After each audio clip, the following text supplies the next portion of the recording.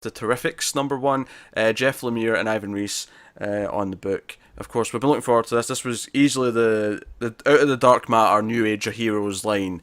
This was the one that obviously immediately piqued everyone's interest and was like, hey, that looks like fun. And Jeff Lemire's back at DC. These are all things I like. Oh, and it's got Ivan Reis art. Well, I mean, you say that, I could leave it. I'm like, yeah, okay, no. it's fine, but I can't wait till Doc Shane has taken over. Because they made of course. They made it clear at the start, though, this is Doc Shaner's book. He just couldn't start until issue 4, so they... Yeah, and I'm not a huge fan of Ivan Reis. I think he's solid, but I don't love it. I never wanted to smack you. I think he's pretty solid myself. I probably like him a bit more than Connor, maybe not quite as much as Matt. I'm probably somewhere in there.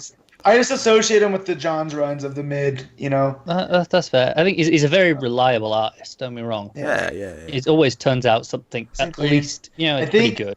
So when I saw Race, I got pretty excited because that's a name that has value. And then Lemire, and then they get storyteller credits, so they're both working on it. So I don't know if that's going to be going forward. If Shaner and Lemire are going to do the same thing. I think so. The whole of this line has been storytellers, and it's been the artist first as well on all of the New Age books.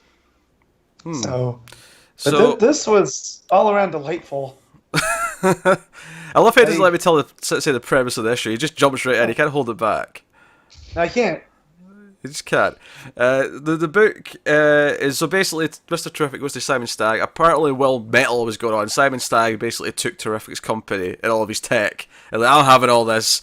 And Terrific's not happy about it. So he shows up and Stagg, the scoundrel that he is, he's using Metamorpho to try and open a portal to the dark multiverse. If you remember of the background of Doomsday Clock, this is all in that back matter of the Project Superman stuff. Not this necessarily, but Simon Stagg and using Metamorpho, and so I think it's interesting. Like that's how this book kicked off with all that stuff. If nothing else, it's a nice bit of continuity and synergy just kind of happening between the various things that are going on. It is, yeah.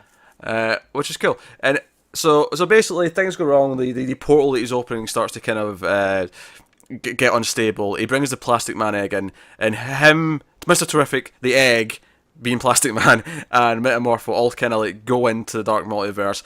And Terrific's like, hey, Plastic Man, wake up, you asshole, we need you to save us. Which leads to him basically eating them, for safety, putting them in. He's getting big, because and putting them in his mouth because he has the unstable molecules that the dark energy doesn't affect. That's why he's so important to all of that. He has natural defenses.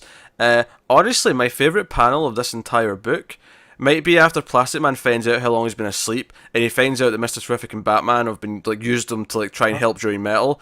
There's just that pile where he says, "I feel used," and he's got that face, and he looks so annoyed, and it's so cartoony. I love it. It's great. That's pretty good. I think my panel for this again, top Plastic Man moment is actually the very first panel when he wakes up, where his face is just kind of stretched across the top half of the egg, and his mouth's like, okay, what's going on here? In fact, it looks like an egg in an egg cup, almost. It does, yeah. Because the red suit part looks like the cup, and then his face looks like the egg. Yeah. Just with eyes. This was super out there, but in a really fun, easy to digest way. Yeah, it's very Silver Agey, in the best way. Yeah. And I instantly liked all the characters. Obviously, Terrific's the straight man.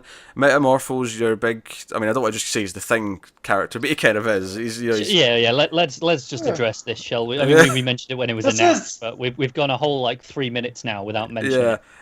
And Plastic Man is closer to the attitude of a Johnny Storm, but obviously has the powers of the Mr. Fantastic. Stretch. Yeah. All stretchy. And of course, Phantom Girl. Eventually, we get her. She's actually already here. They think because they basically find what they think is landmass, and Terrific's like, that doesn't make sense. That's not possible. There shouldn't be any landmass in here because it kind of sounds like at the end of Metal, they're going to destroy the Dark Multiverse, or at least all the stuff in it. Yeah, something in it. Yeah, but then I love how Plastic Man just stretches his neck to get. I'm going to get a bird's eye view, and he just neck comes up. We get that big 2-page spread of essentially a god or whatever he is. I'm going to call it not Galactus, or not a celestial. Or not a celestial either, because I got Guardians of the Galaxy vibes. Of nowhere. Yeah, the big skull. I say Galactus just because of the Fantastic Four. Yeah. He's got the big horn things that's kind of Galactus-y. Yeah. Yeah. Yeah. It's very Kirby in design. It is. It is. I had Yeah. super amount of fun. And they run into Phantom Girl, who's been stuck here. She can't solidify. She's been kind of stuck in her phasing phase ever since she got stuck here. And she's been here for a while, apparently.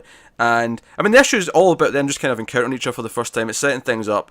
And she's like, hey, there's, like, technology in there, but it doesn't work. And Terrific's like, hey, you probably just know how to work it. And he gets it going. And there's a hologram of Tom Strong saying that he's probably already dead if you're seeing this. And it's up to you to save the universe.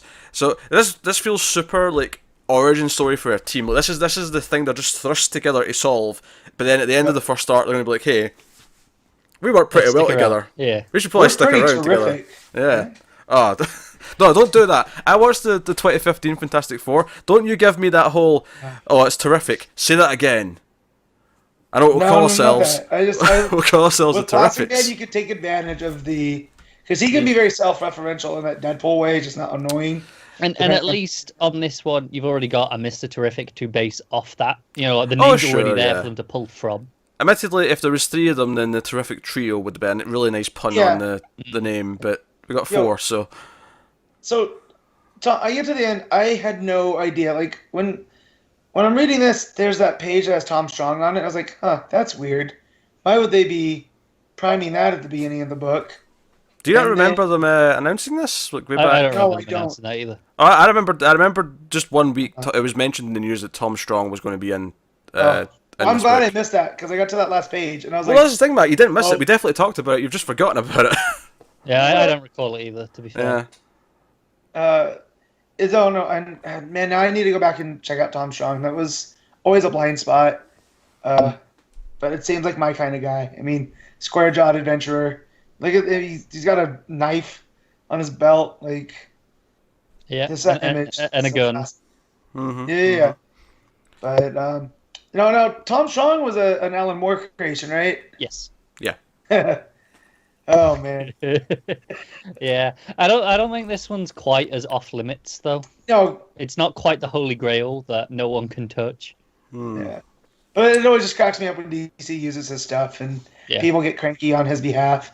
Luckily, I haven't seen any of that so far. But again, yeah, and like, going back to the whole metamorpho kind of being the thing, he's got that lovable giant thing because there's that one point where he's like, "Hey, I didn't hurt Sapphire, did I?" Because he really cares if he hurt anyone when he was like freaking out as the portal was opening. So yeah, there's a lot of good stuff in it. I think what this issue does really well is it sets up in this big super goofy Silver Age sort of concept where we're trapped in this celestial body.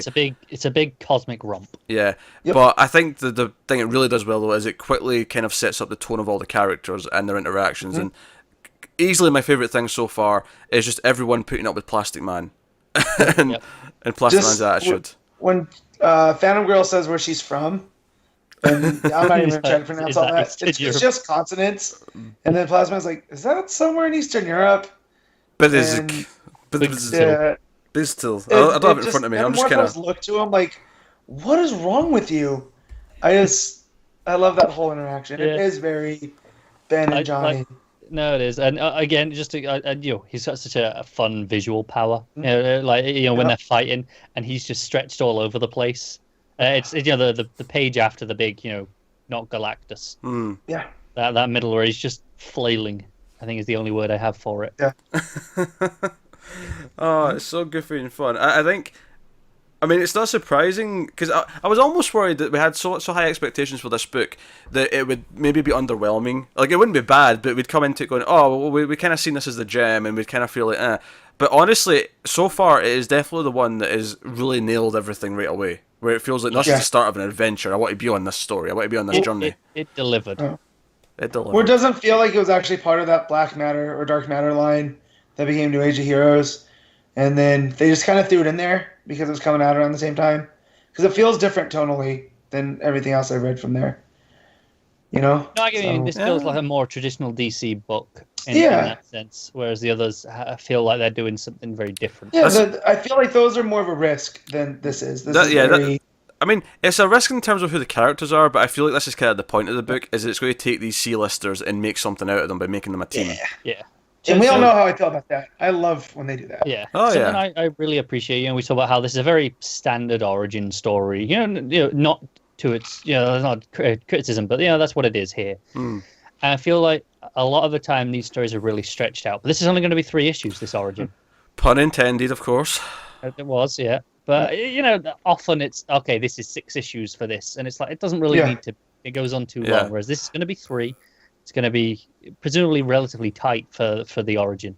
Yeah, and then issue 4 starts like a proper arc, I guess, with Doc Shaner on board for art, and we can I believe so, yeah. have a thing there. So, no, it all makes sense. I liked that a lot. Like, I really was into it. It was super fun. And I think my favourite part about it, just existing, is that it feels like it's just filling a void that wasn't there. I mean, we've got a lot of good DC books, but I don't think there was any that felt quite like this. This is kind of filling this sort of adventure void that was maybe missing before. Yeah, and then you have Tom Strong in there, and you definitely know where it's going with that character. So, yeah,